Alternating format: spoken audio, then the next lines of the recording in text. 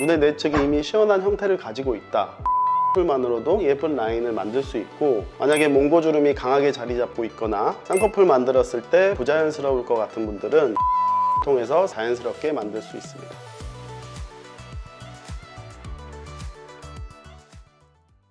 안녕하십니까. 올로 성형외과 성형외과 전문의 전승배입니다. 눈 성형 상담을 받으러 오는 분들 중에는 눈이 작아 보인다거나 눈이 짧아 보인다거나 눈 앞쪽이 좀 답답해 보인다고 호소하시는 분들이 많은데요, 이것들은 보통 몽고주름 때문입니다. 오늘은 몽고주름이 어떤 것이고 이를 해결하기 위해서는 어떤 수술 방법이 있는지에 대해서 자세히 설명드리도록 하겠습니다.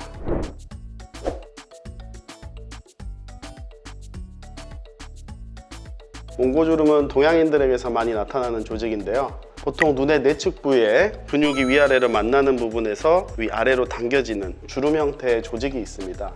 이 조직 때문에 눈이 좀 답답해 보이거나 내측이 좀 작아 보이는 모습을 보일 수 있습니다. 그래서 이 몽고주름으로 인한 답답함을 해결하기 위해서는 앞트임과 윗트임을 해주어야 합니다.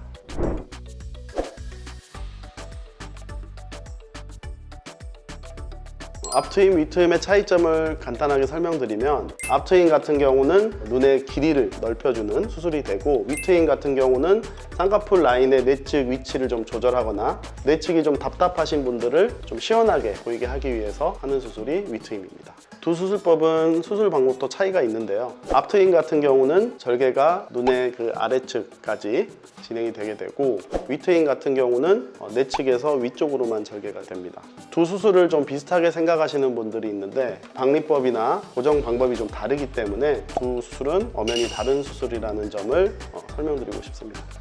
필요에 따라서 두 수술을 한꺼번에 진행해도 상관없을까요? 필요에 따라서 두 수술을 같이 진행하는 분들도 있습니다. 보통 이제 앞트임 같은 경우는 눈의 폭을 길게 하는 효과는 있지만 눈의 내측 위가 시원해 보이는 효과는 좀 떨어지기 때문에, 그런 경우는 윗트임을 통해서 눈의 길이뿐만 아니라 위쪽으로도 좀 유선형으로 시원한 눈을 만드는 데 보탬이 될 수 있습니다.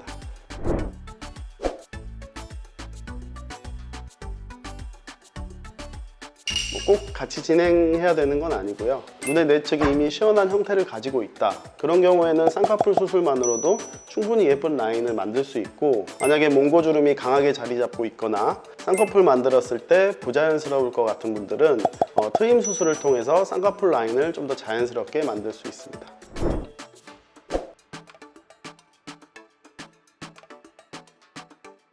앞트임 같은 경우는 눈의 아래쪽에 한 4에서 5mm 정도 절개가 가해지게 되는데요, 점막과 최대한 붙여서 가까이 진행을 하기 때문에 그 절개선이 시간이 지나고 나서는 크게 보이지는 않습니다. 그리고 윗트임 같은 경우에는 쌍꺼풀 라인 안쪽으로 우리가 숨겨서 수술을 하기 때문에 수술 후 흉터에 대한 걱정은 크게 안 하셔도 좋을 것 같습니다.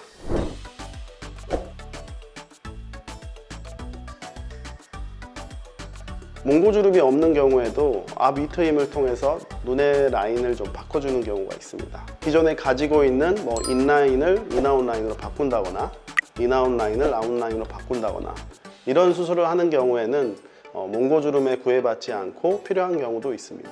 하지만 몽고주름이 없는 눈에 대해서는 틀 수 있는 양의 제한이 있기 때문에 이 부분은 전문의 선생님의 상담을 통해 결정하시면 됩니다.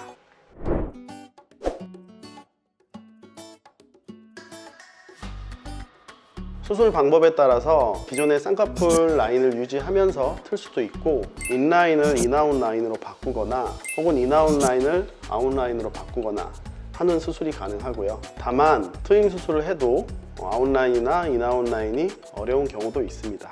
예를 들어 눈의 돌출 정도나 눈꺼풀의 두툼한 정도에 따라서 불가능한 경우도 있습니다. 앞트임과 윗트임은 비교적 작은 절개와 빠른 회복으로 눈에 큰 변화를 줄 수 있는 수술이기 때문에 필요에 따라서는 상당히 좋은 수술이라고 생각을 합니다. 하지만 트임은 본인이 가지고 있는 눈의 조화를 해치지 않는 선에서 하시는 것이 중요합니다. 본인 눈의 기능적인 요소와 건강도 굉장히 중요하기 때문에 이 부분을 고려해서 수술을 진행하셔야 됩니다. 지금까지 올로 성형외과 전승배 원장이었습니다. 감사합니다.